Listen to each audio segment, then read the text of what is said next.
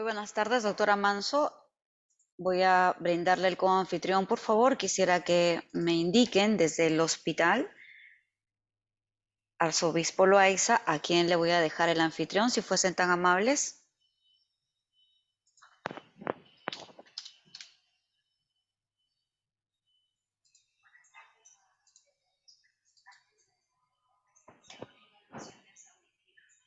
Doctor Francisco Manso, muy buenas tardes. ¿Tiene usted el coanfitrión? Buenas tardes.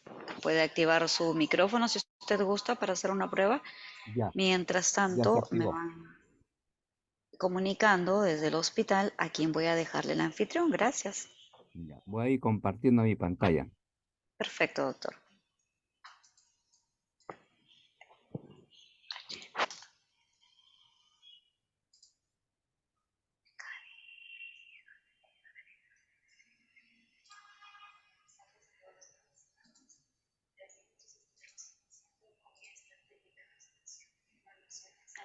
Muy bien, y al Hospital Telesalud, Hospital Nacional Arzobispo Loaiza, ya tiene el anfitrión.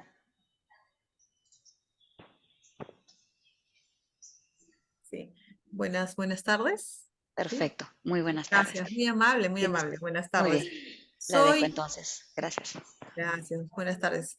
Aquí desde el Hospital Nacional Arzobispo Loaiza, como representante del Comité de Lactancia Materna, mi nombre es Inés López, soy pediatra neonatóloga del Servicio de Neonatología y miembro activo del Comité de Lactancia Materna de aquí del Loaiza. En esta ocasión estamos para hacer la presentación de un tema importantísimo que es el desarrollo inmunológico, microbiota y lactancia materna. Doctor, te esperaremos unos 5 minutos para poder iniciarlo. Le agradezco. Ya Poder está bien. presentarlo también, muy Esperamos. amable.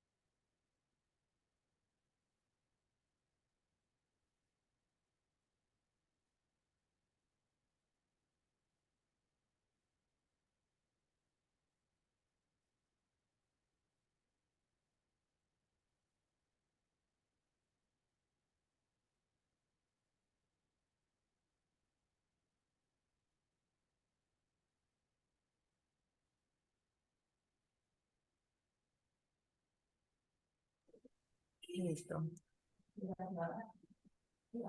Listo. Buenas tardes. Empezamos la charla previa presentación. El doctor César Amanso López es, discúlpeme un momentito,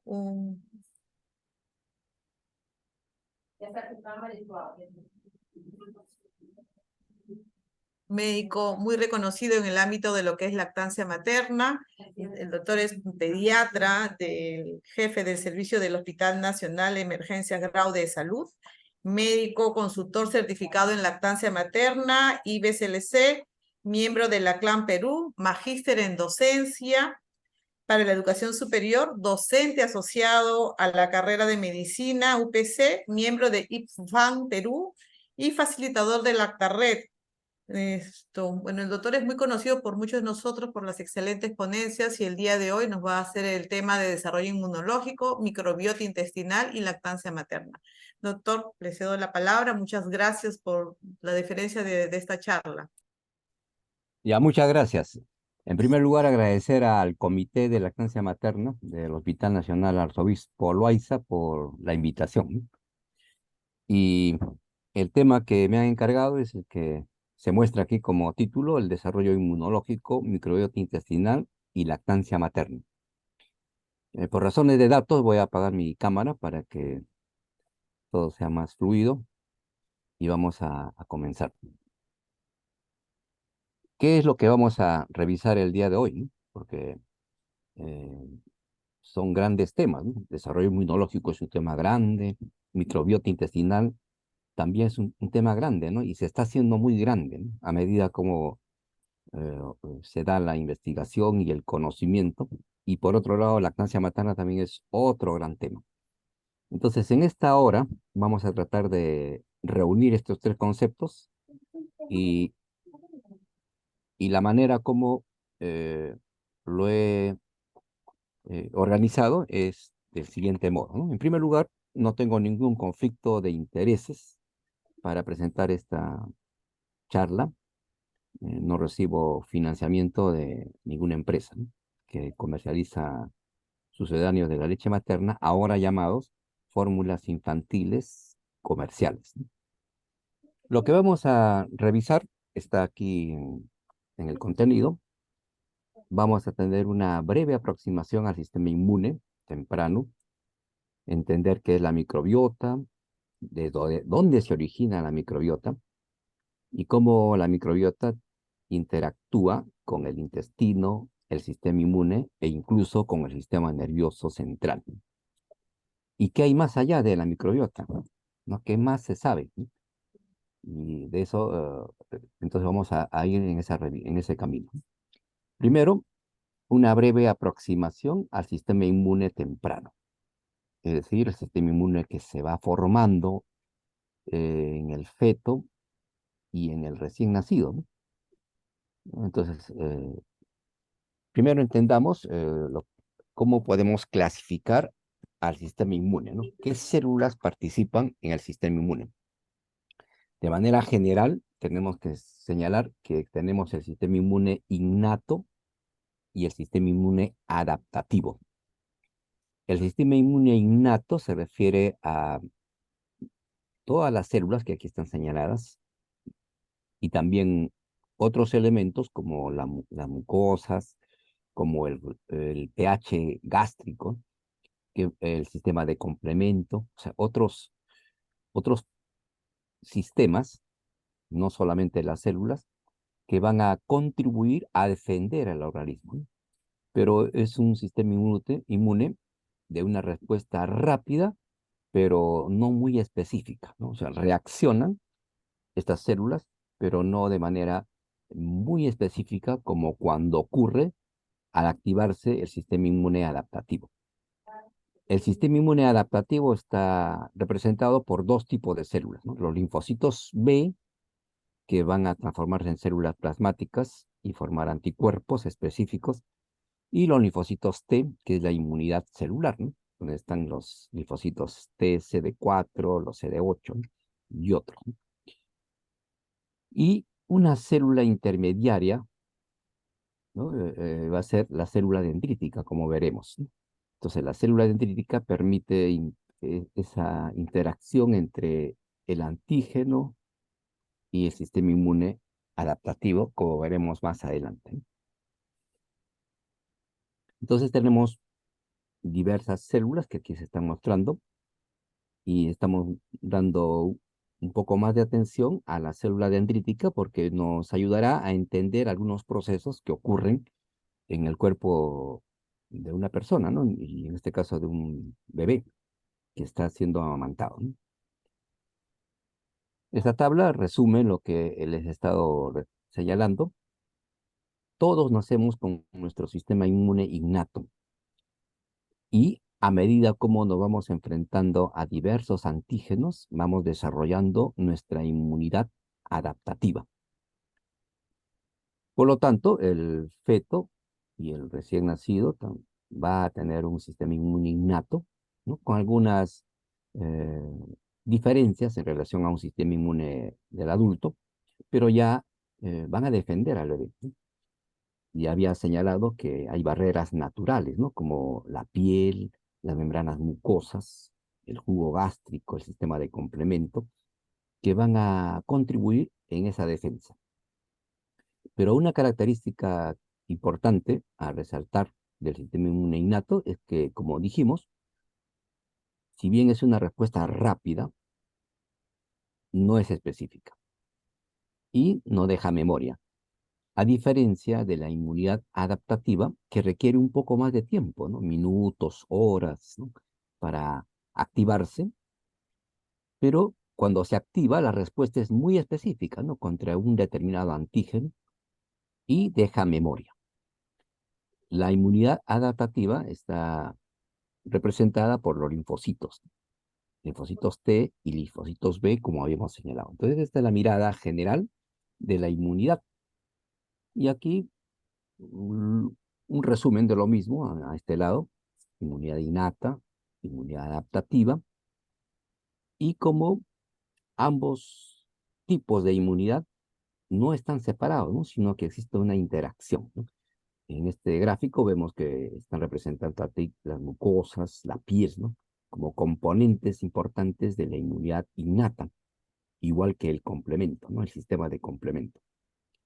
Ya sabemos que este sistema actúa rápidamente y es inespecífica, y la inmunidad adaptativa requiere un tiempo, pero requiere que se le presente el antígeno.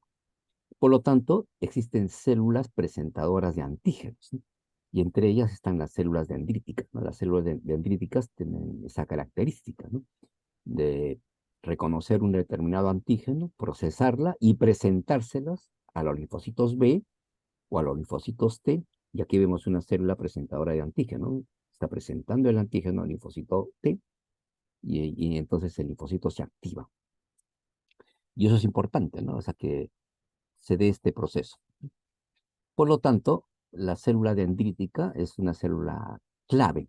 Todas son importantes, pero la célula dendrítica tiene esa función, ¿no? De reconocer antígenos y de presentárselos a los linfocitos T o B para activar la inmunidad adaptativa. Mira la importancia de este linfocito o de esta célula dendrítica, ¿no? Que ya volveremos a revisar, ¿no? Entonces hay una serie de péptidos, moléculas, ¿no? Que se van a activar una respuesta inflamatoria, y la presentación del antígeno va a permitir la respuesta, ¿no? Adaptativa, ¿no? La inmunidad adaptativa.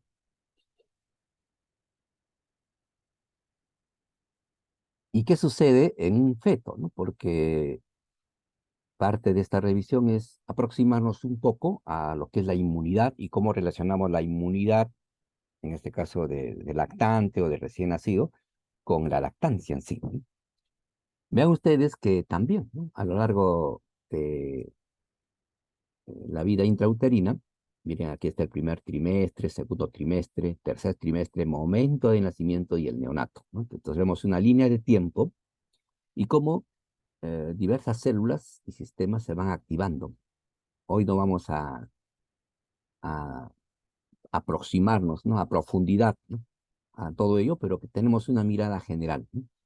Y por aquí están las células mieloides, ¿no? Que son en realidad las células que representan el sistema innato.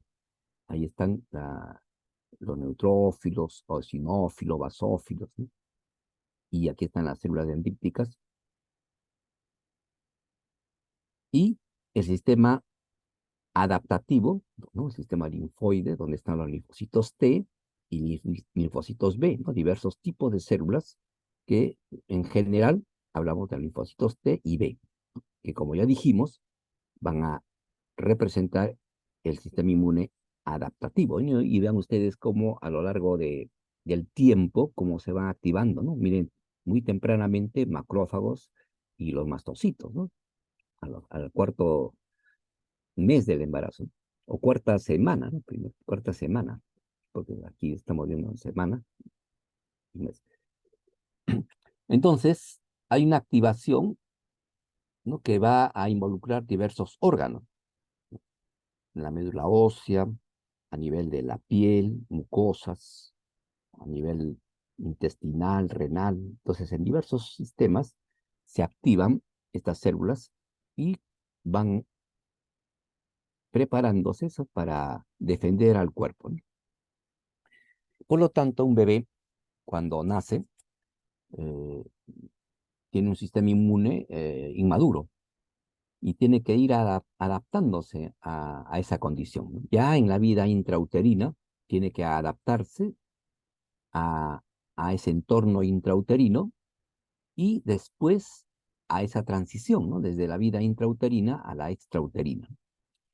Cuando el bebé eh, o el feto, ¿no? Está en pleno trabajo de parto, ya está exponiéndose a diversos antígenos, a microorganismos que están en el canal del parto, y cuando se pone en contacto con superficies, ¿no? Externas, ¿no? Después del nacimiento, también está enfrentándose a diversos antígenos, ¿no? Y su sistema inmune innato está reaccionando, está defendiéndolo, pero como hemos visto es inespecífico. Y se requiere tiempo para que madure el sistema inmune adaptativo, que es muy específico y que deja memoria, como hemos visto, ¿no? Por lo tanto, el bebé recién nacido, y aún más si es un prematuro, se encuentra en una etapa vulnerable, ¿no? Donde las respuestas inmunes neonatales son inmaduras, como hemos señalado, y hay mucha diferencia en su actividad si lo comparamos con el sistema inmune del adulto. Este gráfico trata de resumir diversas respuestas, ¿no? Inmunitarias innatas en los recién nacidos, ¿no? La inmunidad innata con la que nacen los bebés. Y hemos dicho que a medida como va el bebé enfrentándose a diversos antígenos, va desarrollando su inmunidad adaptativa. Pero ¿con qué se nace, no? Se nace con diversas células del sistema inmune, miren, con neutrófilos, macrófagos, monocitos, células dendríticas, las células natural killer, células linfoides innatas, diversas células. Entonces, estas células tienen diversas actividades, ¿no? Entonces, no vamos a centrarnos en todas ellas. A ver, nos centramos, por ejemplo, en los neutrófilos, ¿no? A diferencia de un neutrófilo adulto, por ejemplo, los neutrófilos de un recién nacido, tienen un rodamiento disminuido, ¿no? Es decir, cuando los neutrófilos circulan por la sangre para migrar, es decir, para que ocurra la diapedesis, o sea, la salida del neutrófilo fuera del vaso sanguíneo, primero tiene que se encuentre en la sangre y tiene que unirse o pegarse o ponerse en contacto mejor con las células endoteliales, ¿no? Entonces, como el leucocito está circulando, va a una velocidad y empieza a rodar, ¿no? ¿No? Sobre la superficie del endotelio. Después se adhiere al endotelio y después va a responder a señales quimiotácticas y puede migrar, ¿no? ¿No? Entre una célula endotelial y otra hay un espacio que es la vía paracelular y por ahí el neutrófilo puede migrar, ¿no? Puede salir del vaso sanguíneo hacia el espacio intersticial, ¿no? Y ahí actuar, ¿no? Pero los neutrófilos son deficientes en realizar fagocitosis, en opsonizar y informar trampas extracelulares del neutrófilo, ¿no? Porque cuando el neutrófilo está en una respuesta inflamatoria, puede liberar su material genético, ¿no? Su ADN, ¿no? Y este ADN fuera del neutrófilo, y es un neutrófilo que, diríamos, se sacrifica, ¿no? Por el organismo, el neutrófilo va a morir, libera su ADN y este ADN forma como una red, ¿no? Una malla, y es lo que se describe como las trampas extracelulares del neutrófilo, ¿no? Entonces vemos diversas actividades, ¿no?, que podríamos estar señalando en relación a lo que es la inmunidad, ¿no? Pero como el tiempo está en contra nuestra, vamos a avanzar, ¿no? Pero esto es una lámina que trata de resumir diversas actividades, ¿no?, de las células del sistema inmune del neonato, que en términos generales están disminuidos en su actividad si lo comparamos con un neutrófilo adulto, y en algunas actividades puede estar incrementada la función. Entonces ya tenemos la mirada de que el sistema inmune temprano, es decir, del feto, del recién nacido, el neonato, incluyendo también al lactante, ¿no?, porque el sistema inmune se va desarrollando progresivamente. Entonces, es un sistema inmune inmaduro, ¿no?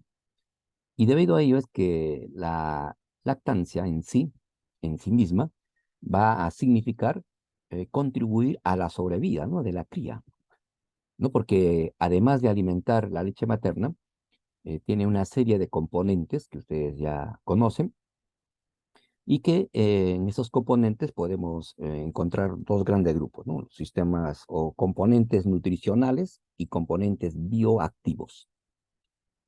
Dentro de los componentes bioactivos vamos a encontrar una serie de elementos que van a cumplir con ese rol, ¿no?, defensivo, y también encontramos células.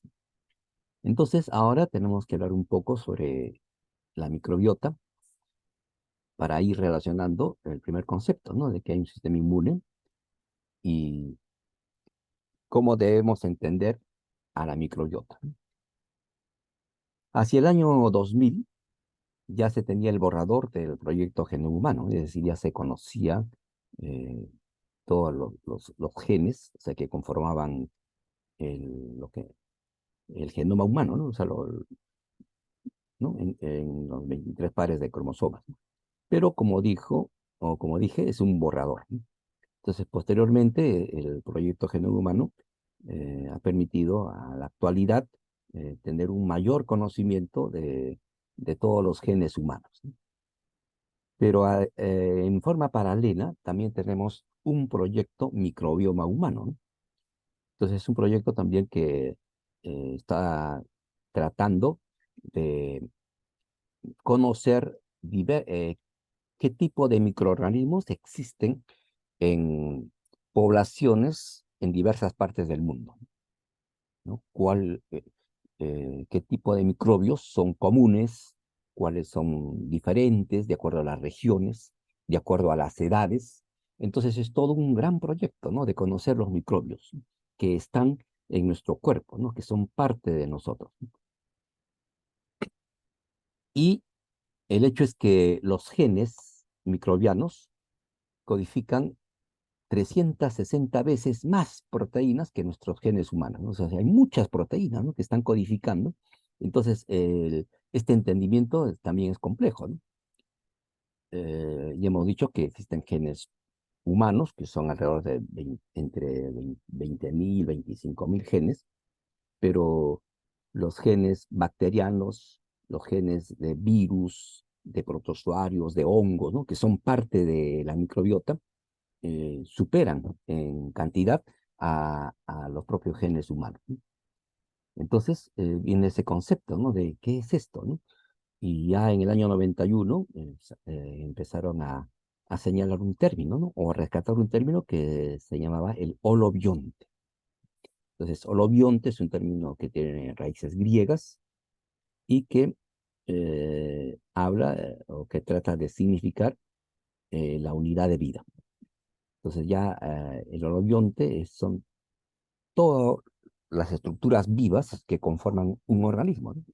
Entonces nuestro cuerpo está estructurado por nuestras propias células, pero también en nosotros están células que no son nuestras, ¿no?, que es la microbiota, ¿no? Entonces ese conjunto se entiende como el holobionte. Y los humanos también somos holobiontes en ese sentido, pero el 99% del ADN es de los microbios y solamente un 1% del ADN es humano. ¿no? Miren lo que podemos entender. Y este gráfico ayuda a hacer esa aproximación, ¿no? Entonces estamos señalando que son nuestros genes, el genoma, el ADN nuclear, ¿no? Y el ADN que está en las mitocondrias, todo es nuestro genoma, pero además nuestras superficies, eh, en la piel, mucosas, diversos orificios a nivel intestinal, existen microorganismos que también tienen sus genes, ¿no? Entonces, el holobionte, ¿cómo tenemos que entender esa posibilidad de que diversos microorganismos vivan juntos y se beneficien, ¿no? Entonces están en un estado de simbiosis.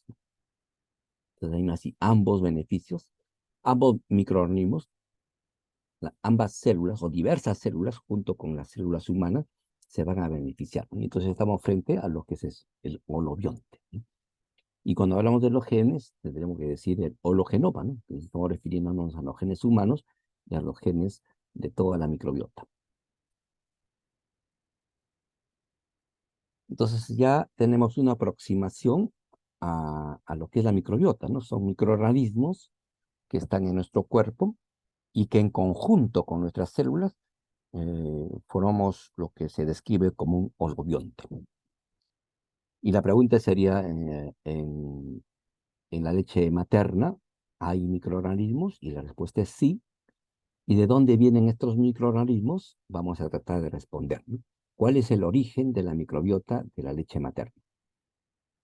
Ya sabemos que la leche materna es un fluido muy complejo que se adapta a las necesidades de la cría, ¿no? De todos los mamíferos y la especie humana también.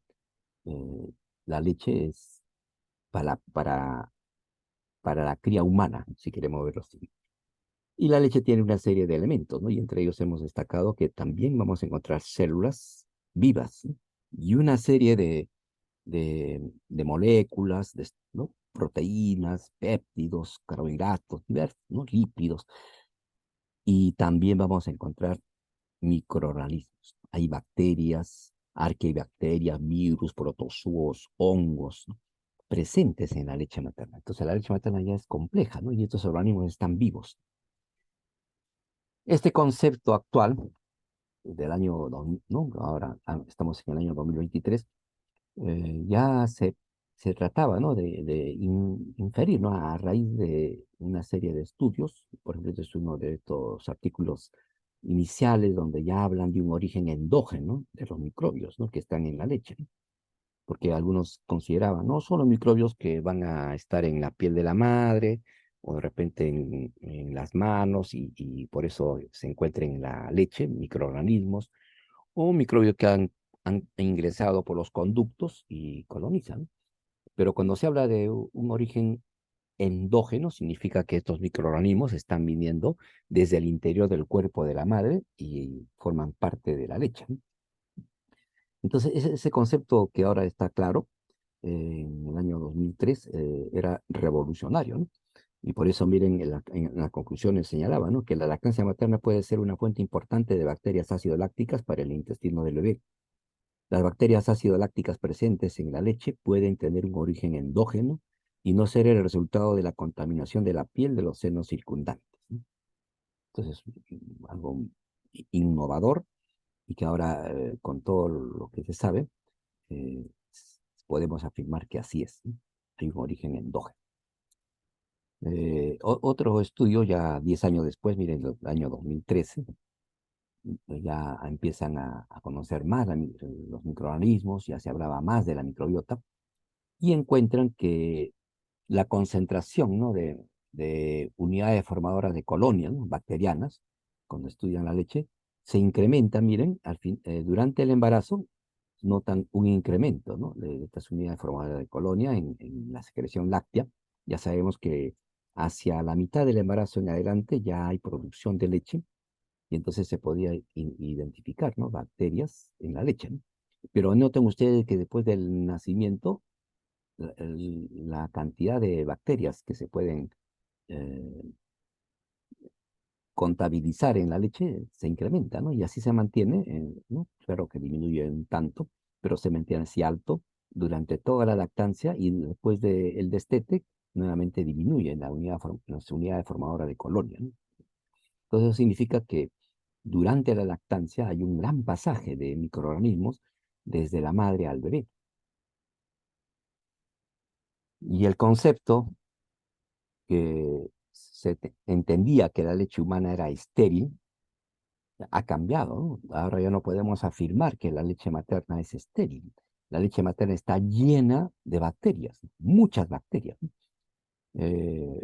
Hay cálculos, ¿no?, donde se señalan que por cada 800 mililitros de leche, que es más o menos un promedio de leche que una madre que está amamantando produce en 24 horas, por cada 800 mililitros se encuentra entre 10.000, o sea, 10 a la 7, 10 millones, ¿no? 10 millones, 10 a la 7 a 10 a la 8, o sea, 10 millones a 100 millones de bacterias presentes en la leche, ¿no? Significa que esa cantidad de bacterias, 10 millones a 100 millones de bacterias, están ingresando al intestino del bebé y entonces la leche no es estéril, ¿no?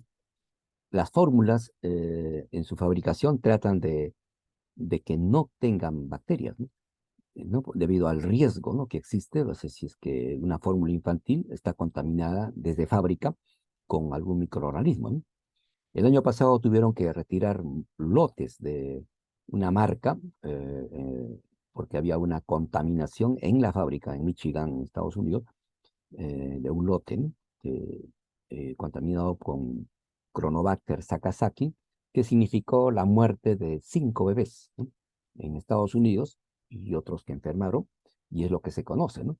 Pero estas latas fueron distribuidas por todo el mundo, ¿no? También hubo una alerta en Perú por Digemit para retirar estos lotes debido al riesgo que tenían porque estaban conteniendo bacterias, ¿no? En este caso, Chronobacter sakazaki, que habido una contaminación en la fábrica, ¿no? La fábrica quedó cerrada durante meses y eso significó en Estados Unidos una crisis, ¿no?, para muchas madres, porque ahí la publicidad es muy fuerte y las madres se desesperaban porque no sabían cómo alimentar a sus bebés, ¿no? Porque no habían en el mercado, escaseaban las fórmulas, ¿no?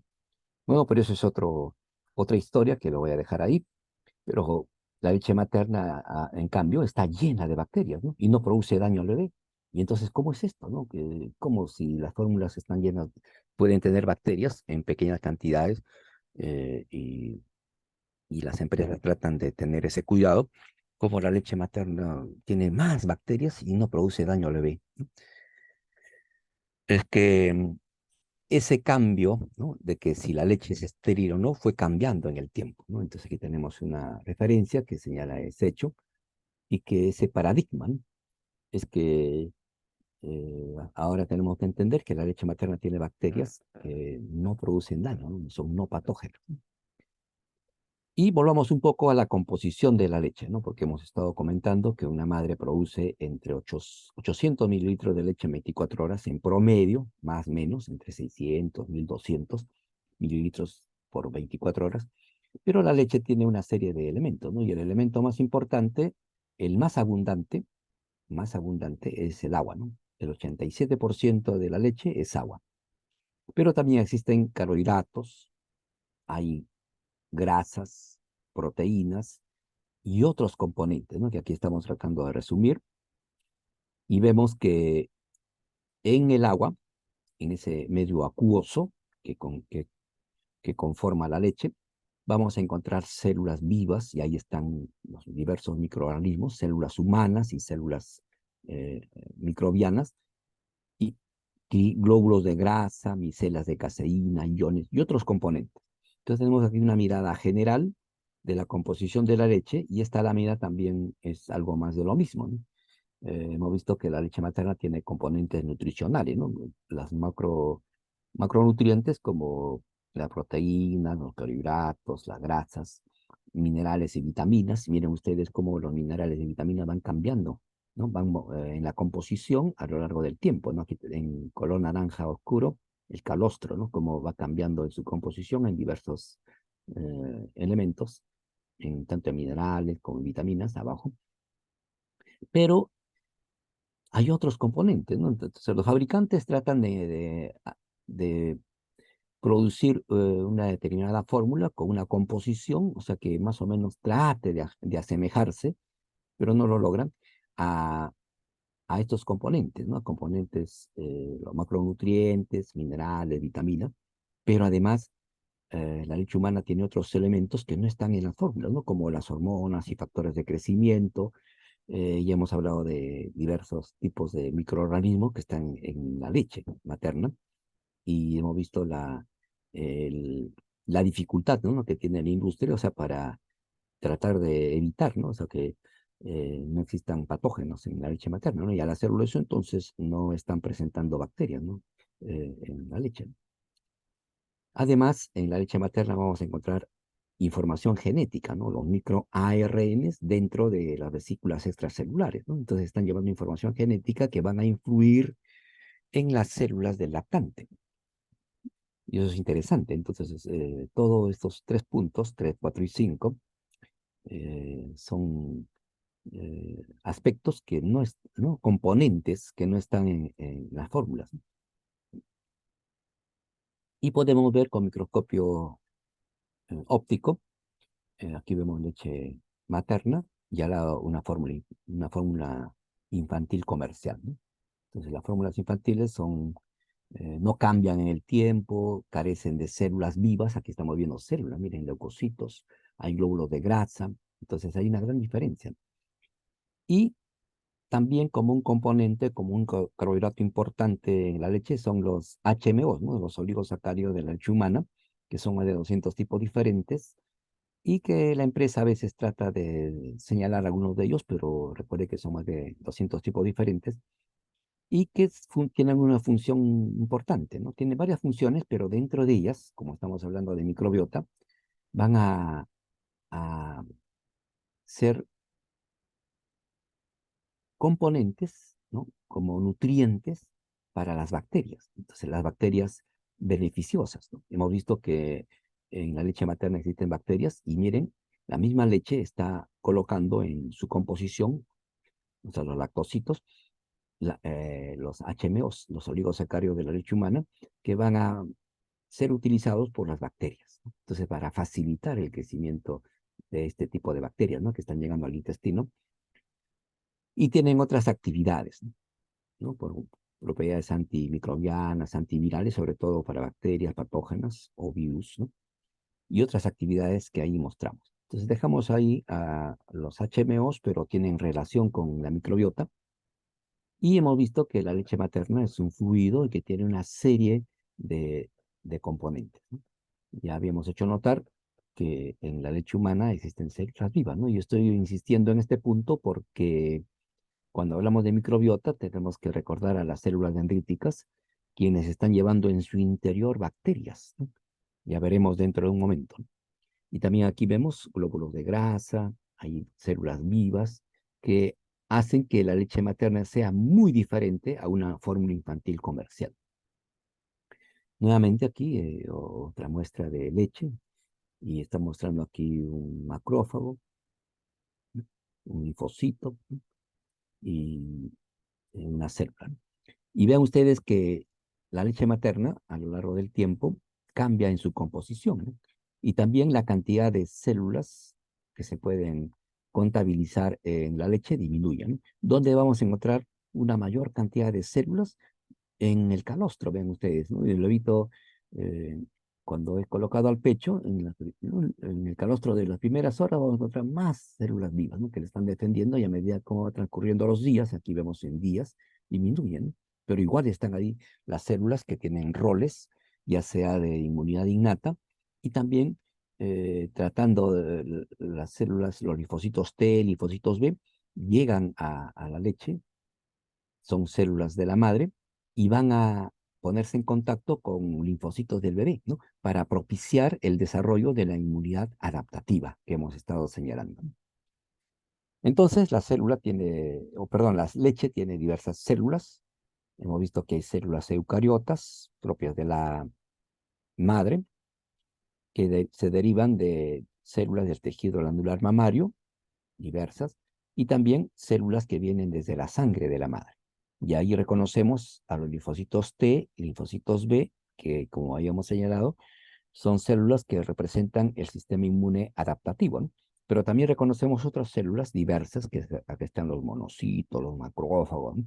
Que son células del sistema inmune innato, que hemos estado señalando. Pero además vamos a encontrar células procariotas, ¿no? Porque nuestras células son eucariotas, es decir, podemos observar el núcleo celular.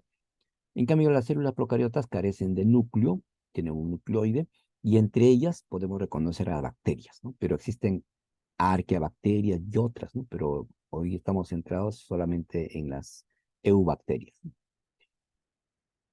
Y la leche se va a poner en contacto con el intestino del bebé. Y el intestino del bebé está estructurado, o sea, por la mucosa intestinal, que aquí la vemos, ¿no? La mucosa intestinal, intestino delgado, donde existen diversas células. Vamos a destacar a estas células, a las globet, ¿no? Que son células que producen el moco o células caliciformes. Y estas células van a producir un moco que recubre, como vemos aquí en color celeste, toda la mucosa intestinal. Y es aquí, en este moco, donde se va a instalar la microbiota. O sea, la microbiota, entre comillas, vive aquí, en este moco. Y sobre todo en la capa externa, ¿no? Del moco. Entonces hay una serie de células, ¿no? Y en la submucosa vamos a encontrar también células del sistema inmune que hemos estado señalando, ¿no? Por aquí miren la célula dendrítica que ya está haciendo unas prolongaciones por la vía paracelular para ponerse en contacto con diversos antígenos, pero también puede reconocer aquí bacterias, porque estamos en esta capa mucosa que recubre toda la superficie, ¿no? Intestinal. Tenemos macrófagos, linfocitos T, linfocitos B, diversas células. Esto es en el intestino delgado. Y también algo semejante en el intestino grueso. Si estamos hablando de sistema inmune, tenemos que hablar y recordar al sistema linfático, ¿no? Por donde van a circular todo el sistema inmune, ¿no? Las células del sistema inmune. Aquí está un ganglio linfático y a nivel del intestino de la madre también existen ganglios linfáticos mesentéricos y desde ahí va a ocurrir una circulación, un viaje que hacen las células desde la mucosa intestinal de la madre, ¿no? La que está arriba, mucosa intestinal, viaja, ¿no? Primero por vía linfática, vasolinfáticos mesentéricos, llegan a ganglios linfáticos y desde ahí van por vía linfática y aquí estamos viendo el conducto torácico, ven ustedes, conducto torácico que asciende y llega a la circulación sistémica, ¿no? Voy a ver aquí, vamos a ver aquí, nuevamente, cómo por vía linfática llegamos a la circulación sistémica, ¿no? A la vena subclavia izquierda, también a la vena subclavia derecha. Entonces la linfa llega al sistema sanguíneo y sabemos que en la linfa están circulando células, ¿no? Están circulando linfocitos T, linfocitos B, macrófagos, pueden haber neutrófilos y otras células, pero también están las células dendríticas. Aquí vemos una imagen de una célula dendrítica, mediante microscopía óptica, ¿no? Y miren, es una célula dendrítica del año 1979. Ya en ese entonces estaban investigando a las células dendríticas. Ralph Steinman fue uno de los precursores, el que dedicó gran parte de su vida a entender qué hacían las células dendríticas, ¿no? Y por ello es que en el año 2012 recibió el Premio Nobel de Medicina o Fisiología, ¿no? Pero el hecho es que fue un Nobel póstumo, ¿no? Porque Steinman falleció el 30 de septiembre del año 2012, antes de que se anuncien los premios Nobel, debido a un cáncer de páncreas, ¿no? Que había estado luchando en los últimos 4 años y había estado también experimentando con células dendríticas en su cuerpo, ¿no? El jurado Nobel entonces se puso en problemas porque él había fallecido el 30 de septiembre y se anunció el premio Nobel de Medicina o Fisiología el 3 de octubre del año 2012 a 2 investigadores más y a Steinman por sus estudios en inmunidad adaptativa, ¿no? Y estaban refiriéndose a la célula dendrítica, la que va a presentar el antígeno a las linfocitos B, linfocitos T, ¿no? Y ahí está. Entonces estas células dendríticas también van a migrar por aquí, ¿no? Y esta vía que estamos describiendo es la vía enteromamaria. Es decir, ya hemos visto, desde la mucosa intestinal, aquí está la mucosa intestinal, las células van a migrar, van a llegar al ganglio linfático mesentéricos, de acá. Desde ahí, por vía linfática, van por el conducto torácico, llegan a la circulación sistémica, las venas subclavia izquierda, subclavia derecha, y circulan por todo el cuerpo y también pueden llegar al tejido glandular mamario, ¿no? Llegan al tejido, ¿no? Al tejido mamario y finalmente son parte de la leche y después pasarán al intestino del bebé, ¿no? Entonces estamos eh, con una vía interesante que es la vía enteromamaria, ¿no? Hay otras vías, la vía broncomamaria, la nasofaringia mamaria, es decir, que las células están circulando y al circular están llevando información, ¿no? Entonces estas células inmunes pueden llegar a ser parte de la leche. Aquí vemos un lactocito y aquí vemos los capilares sanguíneos, ¿no? Entonces por aquí llegan las células y van a migrar por acá, por la vía paracelular, ese espacio que existe entre un lactocito y otro, para finalmente ser parte de la leche. Por lo tanto, nuevamente aquí como un resumen, vemos que puede haber un viaje de células desde la mucosa intestinal, por vía linfática primero, aquí está el conducto torácico, vía sanguínea y finalmente ser parte de la leche, ¿no? Y entonces las células vivas y también bacterias vivas en el interior de células dendríticas van a viajar o van a ser movilizadas en la leche y el bebé al lactar también está ingiriendo células de la madre, células vivas, ¿no? Que van a llegar a su intestino. Entonces, ya les había señalado que hay diversas rutas y entre ellas la vía enteromamaria, ¿no? Pero por aquí vemos la vía nasofaringia mamaria, la el NALT es el BALT, sería la broncomamaria, esta de acá, ¿no? De la mucosa respiratoria, el NAL de la nasofaringe, el GALT del tejido intestinal, ¿no? O sea, la mucosa intestinal. Entonces son diversas rutas que llegan finalmente a ser parte, ¿no? Pueden llegar a ser parte de, de la leche y por eso son rutas, ¿no? Que estamos describiendo, ¿no? Y la que está más conocida es la ruta, la enteromamaria. Ya hemos visto que la leche llega al intestino del bebé y como un componente de la leche existen células vivas y en el interior de las células dendríticas están las bacterias. Entonces estos leucocitos que llegan al intestino del bebé, que ya hemos señalado, están vivos, ¿no? Pueden ser linfocitos T, linfocitos B, macrófagos, células dendríticas, llegan y no se quedan en el lumen intestinal, ¿no? Sino que ingresan hacia la mucosa, ¿no? A la submucosa, y después pueden pasar a la sangre y dirigirse a órganos que tienen que ver con la inmunidad, ¿no? Con ganglios linfáticos, con el vaso, el hígado, como... Entonces esto es complejo, ¿no? Entonces las células que están migrando han llegado a ser parte de la leche, como hemos señalado, y los leucocitos que han venido por la sangre van por la vía paracelular y ya siendo parte de la leche, pueden llegar al intestino del bebé y atravesar. Ahora, todos los epitelios tienen unas uniones estrechas, ¿no? Que estamos viendo acá, las uniones estrechas, y durante los primeros días estas uniones estrechas están más permeables, ¿no? Por lo tanto, hay mayor pasaje de moléculas, de proteínas, que es importante señalarlo porque lo veremos dentro de un momento. En la etapa más vulnerable para el bebé son los primeros días, ¿no? Los primeros 3 a 4 días. Estos gráficos es para señalar lo mismo, que con la leche están llegando diversos componentes, células vivas, también estas células, los linfocitos B, se transforman en células plasmáticas y van a sintetizar anticuerpos, las inmunoglobulinas, ¿sí? Entonces estamos viendo ese viaje, ¿no? Y lo que les señalaba es que ese espacio que existe entre una célula y otra, en un epitelio, en el epitelio intestinal, por ejemplo, voy a regresar a una lámina para explicar, ya que está el epitelio intestinal, es más permeable, ¿no? Pero cuando hay inflamación también se hace más permeable, se abren estas vías, ¿no? Pero en el recién nacido normal, ¿no? En los primeros días esta vía está abierta, entonces hay mayor pasaje de moléculas, ¿no? Que pueden llegar con la leche, o si el niño se ha alimentado con una fórmula infantil comercial, también van a llegar con mayor facilidad a su mucosa y se van a poner en contacto con el sistema inmune, y eso puede ser un mecanismo mediante el cual se activan alergias, ¿no? En los bebés que son alimentados con fórmulas, ¿no? Entonces, esto es lo que dice acá.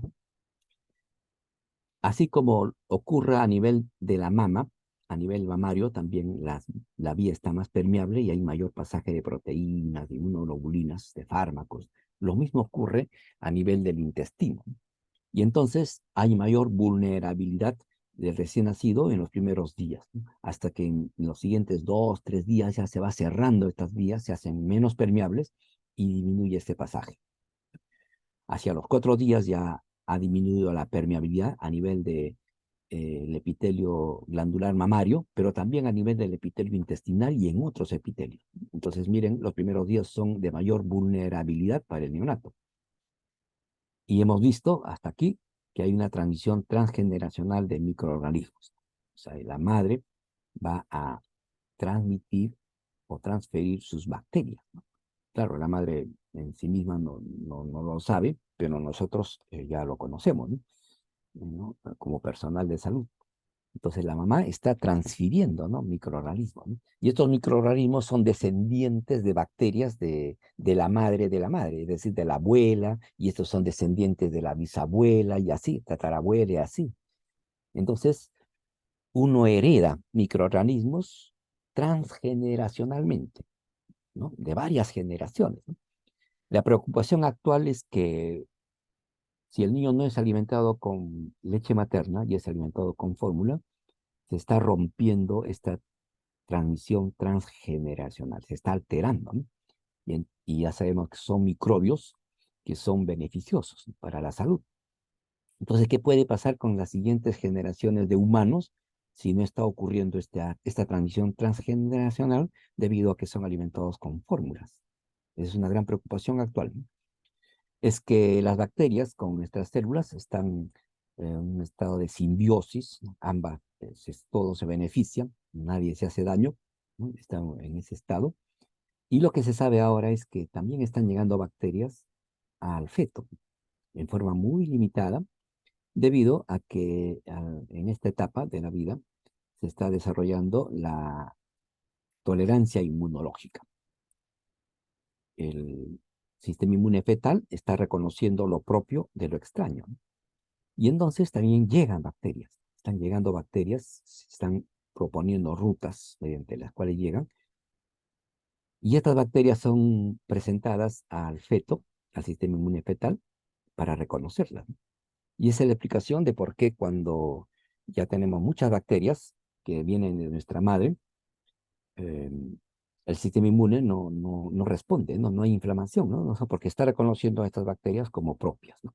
Pero si ingresa una bacteria patógena, es reconocido como extraña y por lo tanto hay respuesta inflamatoria, ¿no? Entonces hay inflamación, diarrea, ¿no? Y todo lo que puede ocurrir cuando ingresa un patógeno al intestino.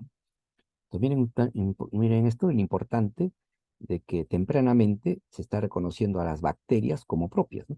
Y ya en los siguientes días también el sistema inmune está reconociendo a las bacterias que vienen con la leche como propias, ¿no? Para no reaccionar.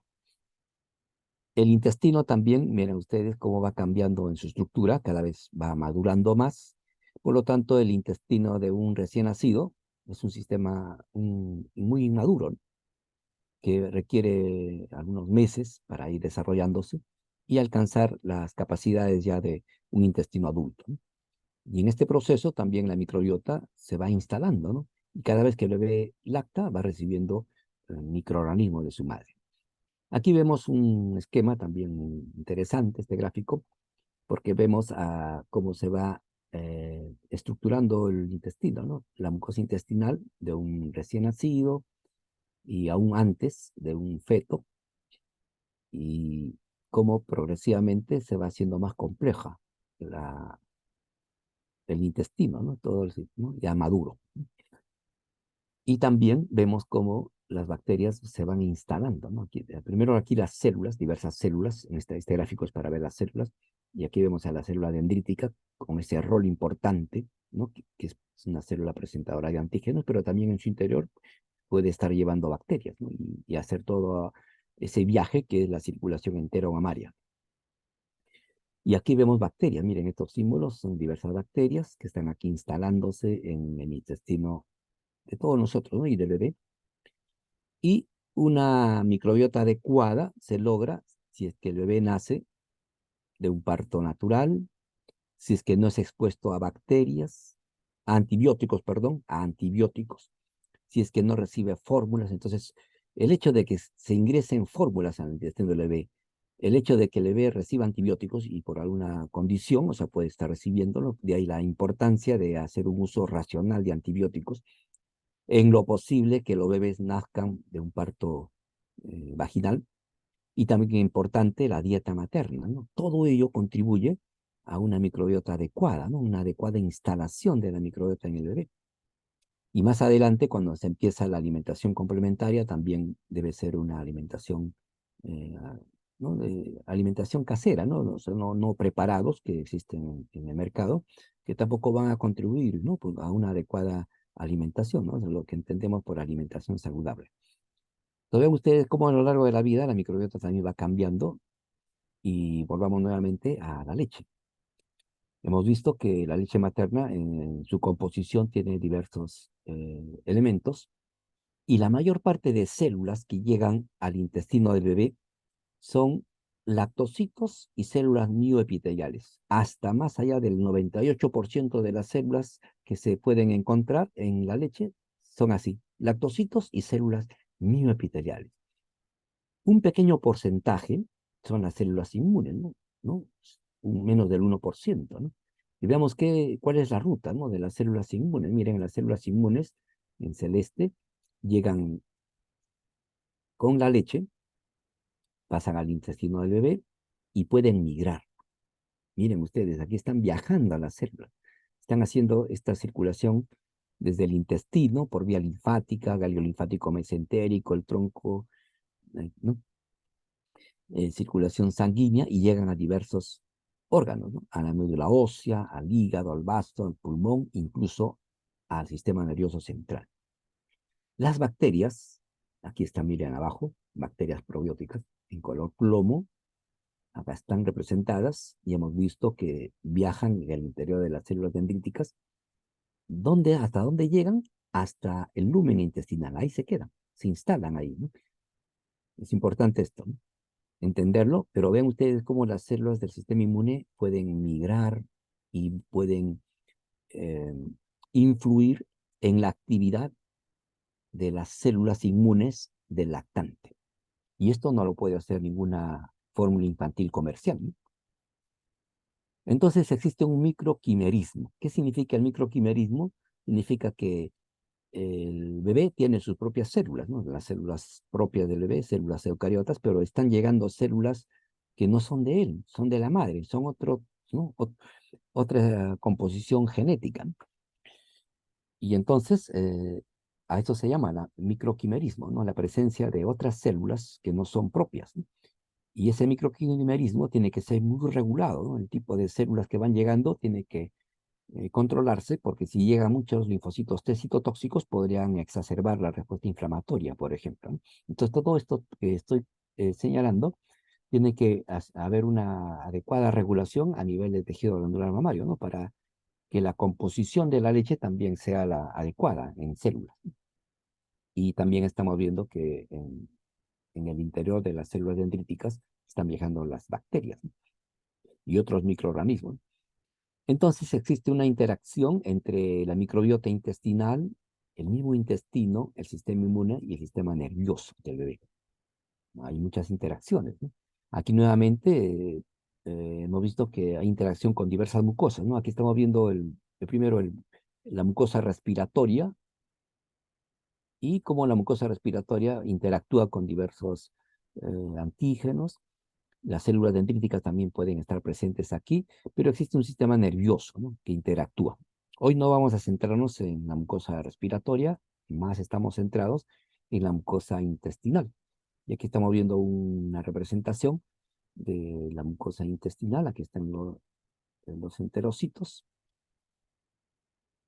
Y tenemos aquí a nivel intestinal los plexos nerviosos, ¿no?, el submucoso y el mientérico, ¿no? O sea, son neuronas, o sea, un sistema nervioso intestinal, ¿no?, que están interactuando, y estas neuronas que forman el sistema nervioso intestinal, ¿no?, el plexo mientérico, el plexo submucoso, van a regular la motilidad intestinal, ¿no?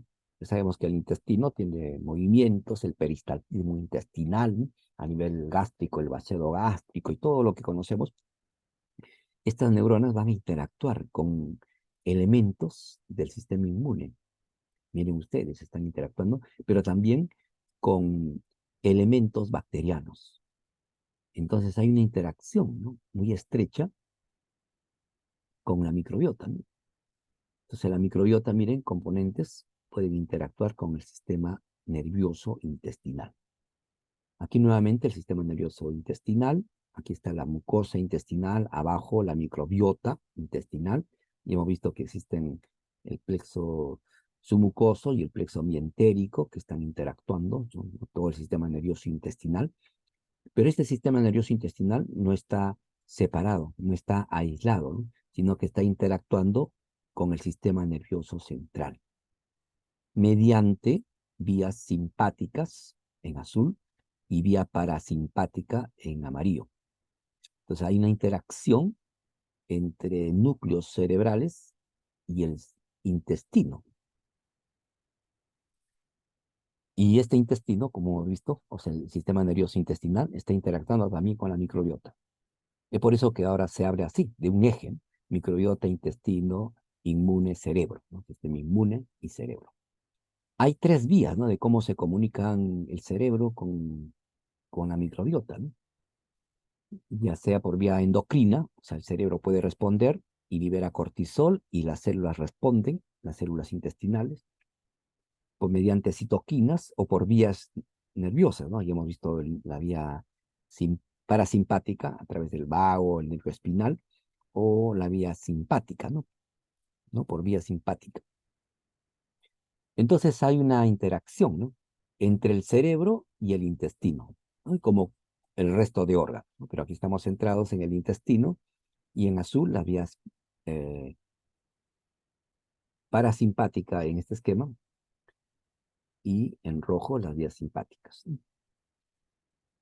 Entonces hay un eje microbiota, intestino, inmune, cerebro, ¿no?, de interacción de ida y vuelta, donde participa la microbiota. Entonces de ahí la importancia de que el bebé sea alimentado con leche materna, ¿no?, porque ahí están los microorganismos que se están instalando, microorganismos comensales adecuados, y que van a tener estas interacciones que estamos señalando. De tal manera que si es un organismo que está en desarrollo, por ejemplo, el sistema nervioso está en desarrollo, el neurodesarrollo, hay etapas, ¿no?, en el neurodesarrollo, como la sinaptogénesis, la apoptosis, la poda sináptica, la mielinización, ¿no? Entonces va a depender en qué momento de la vida puede alterarse este eje. ¿No? Si se altera la microbiota, también afecta al cerebro, y entonces el cerebro puede responder de una manera diferente, ¿no? Entonces puede afectar el neurodesarrollo. Y miren ustedes aquí, ¿no?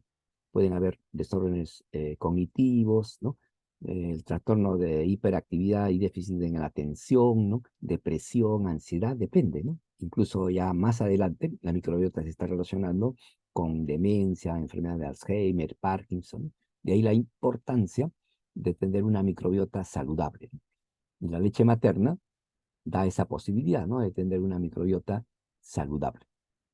Y hemos hablado de esas comunicaciones que existen, ¿no?, a través de moléculas entre los microorganismos que están en el intestino con el cerebro, ¿no? Hay vías de comunicación de ida y vuelta. De tal manera que cuando la microbiota es adecuada, una microbiota, ¿no?, está en simbiosis, ¿no? Entonces el sistema nervioso central es saludable. Cuando la microbiota se altera, vamos a entrar en un estado de disbiosis y también el sistema nervioso está alterado, está afectado, estresado, incluso enfermo, ¿no? Cuando hay disbiosis, miren cómo estos espacios, la vía paracelular es más permeable, ¿no? Entonces puede haber translocación bacteriana, sepsis, ¿no? Entonces hay una serie de problemas, ¿no? Cuando a nivel intestinal no están los microorganismos adecuados. Cuando un bebé es alimentado con fórmulas infantiles comerciales, entonces va a tener microorganismos no favorables, ¿no? Va a haber un predominio de Escherichia coli y otros elementos, a diferencia de un bebé que es alimentado con leche materna, ¿no? Donde también pueden haber patógenos, pero son controlados porque hay una abundancia de microorganismos eh, saludables, ¿no? O sea, los microorganismos que no producen daño. Y aquí vemos una tabla para hacer notar ese hecho, ¿no? Miren, si un bebito es alimentado con leche materna, miren el predominio de microorganismos en su intestino frente a un bebé que es alimentado con fórmulas donde predominan ya otro tipo de microorganismos, ¿no? Y lo mismo en prematuros, incluso el riesgo de enterocolitis necrotizante se incrementa cuando un niño bebé es alimentado con fórmulas, ¿no? Entonces vemos que existe una relación entre la microbiota, el intestino, el sistema inmune y el sistema nervioso, de ida y vuelta. Pero ¿qué hay más allá? ¿No? ¿Qué más podemos decir? ¿Qué más se está conociendo en relación a leche materna y, y más allá de este conocimiento, ¿no?, de la microbiota? Primer punto que hemos visto es que existe esta relación, ¿no? La microbiota intestino inmune cerebro y hay si la interacción es adecuada, si hay una microbiota adecuada, tenemos un sistema nervioso no estresado, no inflamado, ¿no? Pero cuando se altera la microbiota, entonces hay todo un proceso inflamatorio de estrés para el sistema nervioso, ¿no? Y eso puede influir en el neurodesarrollo, por ejemplo, ¿no? Ya hemos hablado un poco de ello. Y vean ustedes aquí el neurodesarrollo, arriba la microbiota, aquí el momento del nacimiento, 40 semanas, y la microbiota tiene que ser estable, a la adecuada, ¿no? Y la leche materna posibilita ello, ¿no? O sea, que el bebé tenga una microbiota adecuada. Si se altera la microbiota, de repente el bebé es alimentado, empieza a ser alimentado con fórmulas infantiles, entonces la microbiota cambia, y eso puede influir en su neurodesarrollo, ¿no? Depende en qué momento se da ese hecho, y entonces se relaciona con diversos problemas, ¿no?, que hemos estado señalando, como autismo. Hay una relación que se está encontrando, no es causa-efecto, pero se está encontrando esta relación. Y hemos hablado del trastorno de hiperactividad y déficit de atención, esquizofrenia, desórdenes de ansiedad, ¿no? Dependiendo en qué momento del neurodesarrollo se da este proceso. Entonces, por ahí ya tenemos que darnos cuenta la necesidad, ¿no?, de tratar de que los bebés sean alimentados con leche de sus mamás, ¿no? La leche materna, como ya había destacado, tiene componentes que van a promover una adecuada microbiota intestinal, ¿no? Por ejemplo, los oligosacáridos de la leche humana, aquí está establecido, por esta línea ya continua, efecto establecido, de que los oligosacáridos de la leche humana van a propiciar una adecuada microbiota, ¿no? La presencia de bacterias en la leche, llegan en esta gotita, representa la leche materna. Entonces, la presencia de bacterias que llegan con la leche también contribuyen a una adecuada microbiota, ¿no? Hay factores inmunes y otros que se están estudiando, que hay una relación no tan establecida como la presencia de hormonas, lípidos y otros componentes que también influirían en una adecuada microbiota. Entonces, como vemos, la misma leche está permitiendo que el intestino del bebé tenga una adecuada microbiota. La leche materna también tiene grasa, ¿no? Entonces están los glóbulos de grasa, que aquí lo vemos, ¿no? Los glóbulos de grasa que en su composición van a tener principalmente triglicéridos, pero están formados por 3 membranas y en esas membranas vamos a encontrar fosfolípidos, colesterol, como estructura de los glóbulos de grasa de la leche humana. Es influido por diversos factores, como vemos aquí, ¿no? Por la dieta materna, la misma genética, el periodo de lactancia y todo ello, ¿no? Pero también estos glóbulos de grasa que el niño ingiere cuando es amamantado, también tiene un impacto en el intestino del bebé, ¿no? Porque va a propiciar un adecuado desarrollo estructural, ¿no? O sea, la mucosa, ¿no? La, la maduración inmune intestinal y el establecimiento de una microbiota intestinal temprana adecuada. Vean ustedes, otro componente de la leche, como los glóbulos de grasa de la leche humana, también están contribuyendo a una adecuada microbiota. Actualmente la industria también habla de los MFGM, ¿no? Pero había que preguntarle de dónde están obteniendo estos glóbulos de grasa. No creo que sean humanos, ¿no? Tendrían que especificar, ¿no? Lo más probable es que sean de origen bovino, ¿no? Y por lo tanto, la membrana celular de las células bovinas o de otra especie no llevan las mismas proteínas, no son estructuralmente iguales a las membranas celulares de las células humanas, ¿no? Por lo tanto, hace una publicidad exagerada y muy... eh, no están diciendo toda la verdad, ¿no? Entonces, para no utilizar otro término, ¿no? Es la leche humana la que, con su glóbulo de grasa, también influye sobre la microbiota intestinal, ¿no? Entonces, hay una serie de determinantes, ¿no? Para tener una adecuada leche humana, como hemos estado señalando, el hecho de que el tipo de parto, como hemos estado señalando, puede alterar la microbiota, ¿no? El uso de antibióticos altera la microbiota. El ser prematuro altera la microbiota, ¿no? Si la leche es pasteurizada, también se va a afectar a la microbiota. Pero igual, la leche de banco es mejor que cualquier fórmula, ¿no? Pero el hecho de que la leche es procesada también se afecta a su microbiota, ¿no? Entonces hay una serie de hechos que pueden afectar a la composición de la leche humana y también de la microbiota. Como estábamos señalando, si el bebé es alimentado con leche materna, entonces va a tener una microbiota estable, un estado de salud, ¿no? En cambio, cuando un bebé no es alimentado con leche materna, entonces está en un estado de desventaja y puede condicionar una serie de factores, ¿no? Porque hay un mayor riesgo de disbiosis, ¿no? De alteración de la composición, ¿no? De su microbiota. Y se asocia, entre otras cosas, con alergias, obesidad, ¿no? Sobrepeso. Hemos visto con alteraciones en el neurodesarrollo y otros, ¿no? Con problemas a largo plazo en el bebé, ¿no? Y hemos visto también que aquí ya se está repitiendo, como hay una serie de factores que pueden influenciar en la composición de la microbiota. Pero, ¿qué más podemos encontrar, ¿no? Entonces, en la leche materna existen los famosos exosomas, ¿no? Es decir, son microvesículas, ¿no? Las microvesículas, mejor, ¿no? Que están llevando en su interior diversos componentes, ¿no? Entonces, el lactocito, la célula que produce la leche, también libera así microvesículas, ¿no? Microvesículas celulares, ¿no? Y estas están llevando en su interior diversos componentes y entre esos componentes pueden llevar ARN mensajero, que aquí está graficado. Entonces, proteínas y otros componentes. Y este ARN mensajero que viene con los exosomas y que es parte de la leche, también van a influir en la actividad de las células, ¿no? De las células intestinales, por ejemplo, y de otros componentes, ¿no? La leche materna también tiene células vivas, como hemos estado señalando.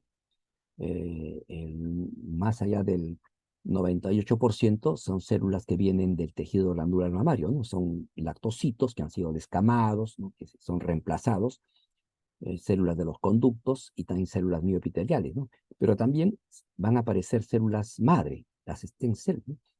Células madre de origen eh, mamario, o sea, del tejido glandular mamario, también, pero también células madre del tejido eh, eh, sanguíneo, ¿no? O sea, desde la sangre. Y pueden llegar a finalmente al cuerpo del bebé, ¿no? Porque estas células están vivas, son células madre, hacen todo esa vía, ¿no? La vía enteromamaria que hemos estado describiendo, llegan al intestino del bebé y desde el intestino del bebé pueden migrar estas células que están vivas y llegar a otros tejidos, ¿no? A los huesos, influir sobre el sistema nervioso central. Miren, esto es algo que se está proponiendo, no está todo claro, pero células madre que influyen, ¿no? Sobre el sistema nervioso central del bebé.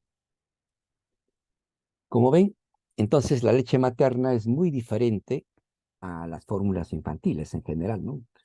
Y este gráfico también tomado de esta página de internet, donde Jessica Wilson se preocupó, ¿no? A ver qué sucede con la leche materna. En unas placas Petri ella colocó gotas de leche, ¿no? O sea, unos discos empapados con leche, ¿no? Unos discos, aquí están los discos, que estaban humedecidos con leche materna, acá, y aquí también 4 discos humedecidos con fórmulas, ¿no? Para ver si había alguna diferencia, ¿no? ¿Y qué encontró a las 24 horas después, ¿no? de mantenerlas en cultivo? Miren ustedes, los discos que estaban humedecidos con leche materna impidieron el crecimiento en este experimento de Micrococcus luteus, ¿no? Aquí hay colonias de Micrococcus, pero alrededor del disco no hay colonias. ¿Y qué significa esto? ¿No? O sea, que la leche materna tiene una serie de componentes bioactivos que están inhibiendo, están neutralizando, están destruyendo microorganismos y están defendiendo al bebé. Miren aquí, aún más, ¿no? No hay crecimiento. En cambio, cuando vemos qué sucedió con estos 4 discos humedecidos con fórmula infantil, miren, hubo un crecimiento general. Nada fue inhibido, nada fue evitado. En cambio, la leche materna tiene ese rol, ¿no? De impedir, ¿no? De inhibir, de neutralizar, ¿no? Y de defender, por lo tanto, al bebé. Entonces, la leche materna es muy diferente a la leche humana. Y en esa composición hemos estado destacando la presencia de células vivas inmunes, o sea, ¿no? Que van a interactuar, ¿no? Con el sistema inmune del bebé, tanto con su inmunidad innata primero y la adaptativa. Y también tiene bacterias, ¿no? Vivas que van a instalarse en el intestino del bebé. Y por ese hecho ya la leche materna es muy diferente, ¿no? Este año, en febrero, se publicó la serie de Lancet, son 3 artículos importantes, y aquí está el resumen, ¿no? de esta publicación, y que es necesario resaltarlo, ¿no? Porque si he estado hablando de microbiota, de sistema inmune, y he estado señalando durante toda la charla de que la leche materna es muy diferente a las fórmulas infantiles comerciales, tenemos que leer por lo menos el resumen ejecutivo, ¿no? Y que dice que está demostrado que la lactancia materna es beneficiosa para la salud tanto de las madres como de los bebés en entornos de ingresos altos y bajos por igual. Sin embargo, menos del 50% de los bebés de todo el mundo son amamantados según las recomendaciones de la OMS. Y esto es lo más importante, ¿no? Durante décadas, la comercialización de preparados lácteos ha utilizado estrategias de marketing engañosas, diseñadas para aprovecharse de los miedos y preocupaciones de los padres y de las madres, ¿no? Para convertir la alimentación de lactantes y niños pequeños en un negocio multimillonario que genera cada año unos 55.000 millones de dólares. Y eso es lo que hay que señalar, ¿no? Porque actualmente en Perú estamos en una gran discusión en relación a los octógonos, ¿no? Las fórmulas infantiles que se comercializan en Perú deberían tener octógonos, ¿no? Porque todas las fórmulas infantiles son altas en azúcares y producen daño en la salud del bebé, ¿no? Pero hay un lobby en el Congreso que han sacado una ley, o sea, para impedir que se apruebe el reglamento, ¿no? de alimentación saludable, que el Ministerio de Salud de Perú había preparado debido o en respuesta o cumpliendo la orden, ¿no? del Poder Judicial, debido a que la ley del año 2017, la ley de alimentación saludable, no había incluido a las fórmulas infantiles como parte de la ley de alimentación saludable, ¿no? Debido a que ese entonces también hubo un lobby de las empresas. Actualmente también hay un lobby de las empresas en el Congreso, ¿no? Y entonces hay toda una discusión que tenemos que ver la lactancia materna desde esa mirada, ¿no? Desde la mirada de que las madres y los bebés tienen derechos, ¿no? Son derechos humanos, ¿no? El hecho de que el bebé sea amamantado es un derecho a ser alimentado y las madres tienen derecho a amamantar a sus bebés, ¿no? Y cualquier interés comercial no puede afectar la salud de los bebés ni de las madres, ni del planeta, ¿no? ¿No? Porque el hecho de amamantar también tiene beneficios para la salud de las madres. El hecho de amamantar, si hablamos del planeta, también tiene un impacto, ¿no? En todo lo que significa la contaminación ambiental, ¿no? Porque para fabricar una lata, 1 kilo de fórmula, por ejemplo, se requieren 5.000 litros de agua. Si ahora estamos con el problema de la escasez de agua, ¿no? Que se va a dar con mayor intensidad en los siguientes años, tenemos que apostar también, miren, desde diversas miradas por la lactancia materna. ¿Qué podemos concluir? Que somos holobiontes. Es decir, que tenemos nuestras propias células y también nuestra microbiota, ¿no? Que son otras células vivas, pero no son nuestras, ¿no?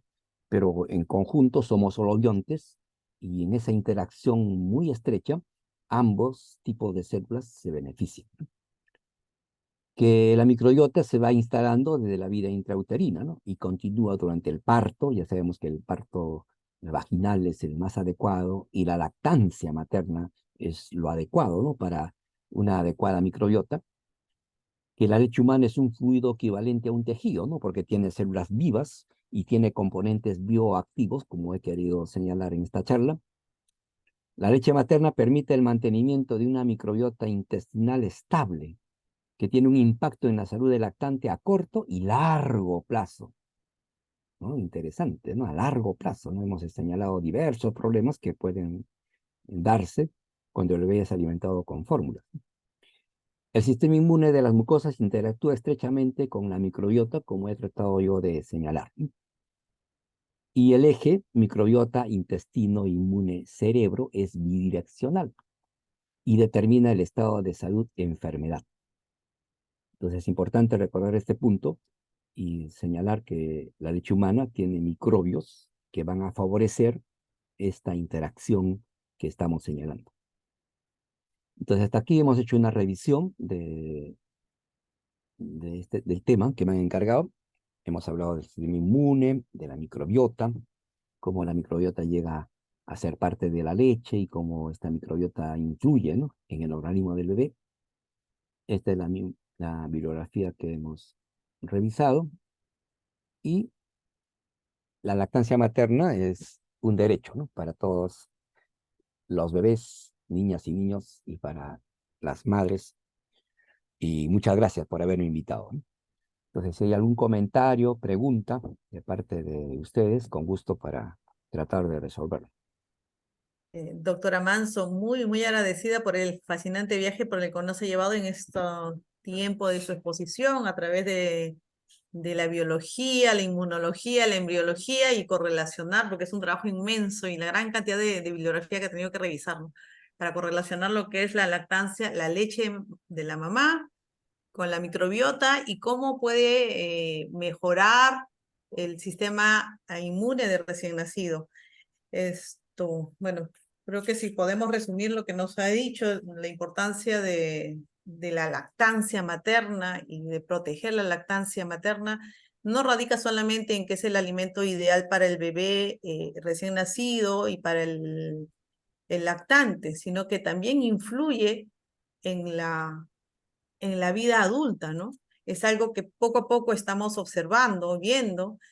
Yo lo escucho a usted hace mucho tiempo, soy una gran admiradora suya. Gracias, doctora. Y es muy interesante los que han podido captar los cuadros estos del neurodesarrollo, la influencia que podría haber en aquellos niños que presentan autismo, déficit de actividad, hiperactividad, trastornos sensoriales, estos famosos disfunciones sensoriales que tienen muchos niños, podría estar relacionada esta alteración en la microbiota, ¿no?